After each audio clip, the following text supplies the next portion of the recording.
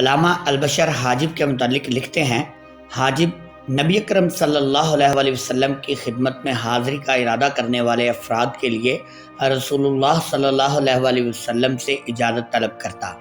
یہ شخص حضور صلی اللہ علیہ وسلم کی رضامندی معلوم ہونے پر آنے والوں کو اندر آنے کی اجازت دیتا۔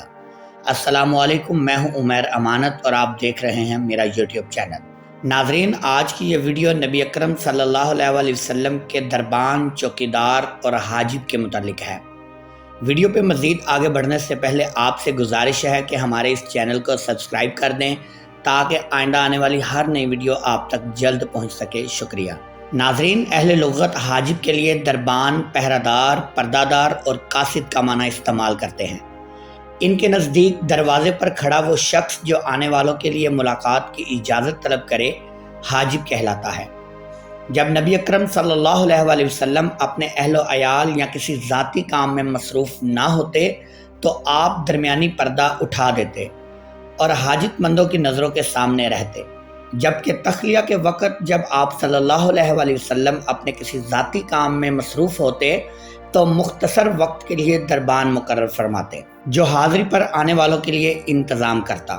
حضرت عمر فاروق رضی اللہ تعالیٰ عنہ بیان کرتے ہیں، میں نے رسول اللہ صلی اللہ علیہ وسلم کے غلام اسود سے کہا، عمر کے لیے حاضری کی اجازت طلب کرو۔ صحیح مسلم کی روایت کے مطابق اس وقت نبی اکرم صلی اللہ علیہ وسلم بالا خانہ میں تشریف فرما تھے۔ حضرت عمر فاروق کی بارگاہ نبوی میں حاضری کا مکمل واقعہ کچھ اس طرح ہے۔ حضرت عمر فاروق رضی اللہ تعالیٰ عنہ نے کہا، میں نے آپ صلی اللہ علیہ وسلم کے حبشی غلام رباح اسود سے کہا، میرے لیے حضور صلی اللہ علیہ وسلم سے اندر آنے کی اجازت طلب کرو۔ غلام اندر گیا، آپ صلی اللہ علیہ وسلم سے اجازت مانگی اور واپس آ کر کہا، میں نے نبی اکرم صلی اللہ علیہ وسلم سے آپ کا ذکر کیا۔ حضور صلی اللہ علیہ وسلم خاموش رہے۔ حضرت عمر بیان کرتے ہیں، میں واپس آ گیا اور لوگوں کے ساتھ ممبر رسول صلی اللہ علیہ وسلم کے پاس بیٹھ گیا۔ مجھ پر دکھ کا غلبہ ہوا تو میں نے غلام سے دوبارہ کہا، عمر کے لیے اجازت طلب کرو۔ وہ اندر گیا، پھر واپس آ کر کہا، حضور صلی اللہ علیہ وسلم خاموش رہے۔ حضرت عمر کہتے ہیں، میں پھر واپس ممبر رسول صلی اللہ علیہ وسلم کے پاس بیٹھ گیا، پھر مجھ پر دکھ غالب آیا۔ میں نے غلام سے کہا، عمر کے لیے اجازت طلب کرو۔ غلام پھر اندر گیا اور واپس آ کر مجھے کہا، میں نے تمہارا ذکر کیا، لیکن نبی اکرم صلی اللہ علیہ وسلم خاموش رہے۔ جب میں واپس جانے کے لیے مڑا تو اچانک غلام نے مجھے بلایا اور کہا، رسول اللہ صلی اللہ علیہ وسلم نے آپ کو اندر آنے کی اجازت دے دی ہے۔ سو میں بارگاہ نبوی صلی اللہ علیہ وسلم میں حاضر ہوا۔ اسی طرح ایک روایت میں ہے، حضرت انس بن مالک رضی اللہ تعالیٰ عنہ بھی حضور صلی اللہ علیہ وسلم کے حاجب اور دربان تھے، جو رسول اللہ صلی اللہ علیہ وسلم سے اجازت طلب کرتے اور آپ صلی اللہ علیہ وسلم کے ارشاد کے مطابق عمل کرتے۔ کتاب الاصابہ میں ہے، آپ صلی اللہ علیہ وسلم کے غلام اسد بھی آپ صلی اللہ علیہ وسلم کے حاجب تھے۔ حضرت انس اور غلام اسد حضور صلی اللہ علیہ وسلم کی چوکھٹ پر کھڑے رہتے۔ جب حضور صلی اللہ علیہ وسلم اندر مسند پر بیٹھ جاتے تو حضرت انس طلبگاروں کے لیے اجازت طلب کرتے۔ ان کا انتقال حضرت ابوبکر صدیق رضی اللہ تعالی عنہ کے عہد خلافت میں ہوا۔ ناظرین، بعض دفعہ کئی ایسے اصحاب نبی اکرم صلی اللہ علیہ وسلم کے دربان بنے جنہیں نبی اکرم صلی اللہ علیہ وسلم نے مقرر نہ فرمایا تھا، بلکہ وہ خود ہی آپ صلی اللہ علیہ وسلم کی چوکھٹ پر بطور حاجب کھڑے ہو گئے۔ ان میں سے ایک بڑا نام حضرت ابو موسیٰ عاشری رضی اللہ تعالیٰ عنہ کا۔ حدیث میں آتا ہے، جب رسول اللہ صلی اللہ علیہ وسلم بیر اریس پر تشریف فرما تھے تو میں آپ صلی اللہ علیہ وسلم کا دربان تھا۔ میں دروازے کے پاس بیٹھ گیا اور کہا، آج رسول اللہ صلی اللہ علیہ وسلم کا دربان میں بنوں گا، حالانکہ مجھے نبی اکرم صلی اللہ علیہ وسلم نے اس کا حکم نہیں فرمایا تھا۔ میں نبی اکرم صلی اللہ علیہ وسلم کی چوکھٹ پر دربان بن کر کھڑا تھا کہ حضرت ابوبکر تشریف لائے، حضرت عمر تشریف لائے، حضرت عثمان تشریف لائے تو میں نے نبی اکرم صلی اللہ علیہ وسلم سے اجازت طلب فرمائی۔ آپ صلی اللہ علیہ وسلم نے سب کے لیے فرمایا، اس کے لیے دروازہ کھولو اور اسے جنت کی بشارت دو۔ اس حدیث میں حضرت ابو موسیٰ عاشری کا دربان بننے کا ذکر ملتا ہے۔ ناظرین، حضرت انس رضی اللہ تعالیٰ عنہ سے مروی ہے، نبی اکرم صلی اللہ علیہ وسلم ایک خاتون کے پاس سے گزرے جو قبر کے پاس کھڑی رو رہی تھی۔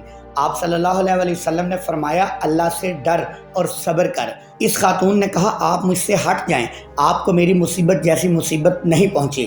وہ آپ صلی اللہ علیہ وسلم کو نہ پہچان سکی۔ جب اسے نبی اکرم صلی اللہ علیہ وسلم کو متعلق بتایا گیا تو اس پر خوف اور ہیبت طاری ہو گئی۔ اس نے سوچا آپ صلی اللہ علیہ وسلم بھی بادشاہوں کی طرح ہوں گے، آپ کے حاجب اور دربان ہوں گے جو لوگوں کو آپ تک پہنچنے میں رکاوٹ بنیں گے۔ لیکن اس نے معاملہ اس کے برعکس پایا۔ جب وہ آپ صلی اللہ علیہ وسلم سے ملنے کاشانہ نبوی پر حاضر ہوئی تو وہاں پر کوئی دربان نہ پایا۔ وہ عورت آپ صلی اللہ علیہ وسلم سے کہنے لگی میں نے آپ کو نہ پہچانا تھا۔ اس پر آپ صلی اللہ علیہ وسلم نے فرمایا صبر تو صدمہ کی ابتدا میں ہوتا ہے۔ ناظرین، اس حدیث مبارکہ میں دربانوں کا نہ پایا جانا اس بات کا اشارہ ہے کہ در دولت مصطفیٰ صلی اللہ علیہ وسلم پر ہر وقت دربان نہ ہوتے تھے، بلکہ تخلیہ کے وقت دربان لگائے جاتے۔ باقی وقت میں تاجدار کائنات بغیر حاجبوں اور دربانوں کے سیدھا اپنے آنے والوں سے ملا کرتے تھے۔ ناظرین، گزشتہ واقعات سے واضح ہوا کہ حاکم کے لیے خلوت کے وقت دربانوں کو مقرر کرنا جائز ہے تاکہ دربان بغیر اجازت کسی کو اندر آنے نہ دیں۔ اور ایسے ہی اس بات کا بھی ثبوت ملتا ہے کہ جب کوئی شخص پردہ کے پیچھے یعنی ملاقاتیوں سے الگ ہو تو بغیر اجازت اس کی خلوت گاہ میں داخل ہونا جائز نہیں، خواہ اندر آنے والا اس کے نزدیک جلیل القدر اور باعظمت ہی کیوں نہ ہو۔ ناظرین، ویڈیو کے آخری حصہ میں عہد نبوت اور عہد خلافت راشدہ کے دربانوں کا ذکر کرتے ہیں۔ بارگاہ رسالت میں رباح اسود، حضرت انس، غلام اسد اور حضرت ابو موسیٰ عشری رضی اللہ تعالی عنہ دربان کے فرائض سر انجام دیتے رہے، جبکہ خلیفہ اول حضرت ابوبکر صدیق رضی اللہ تعالی عنہ کا غلام شریف آپ کا دربان تھا۔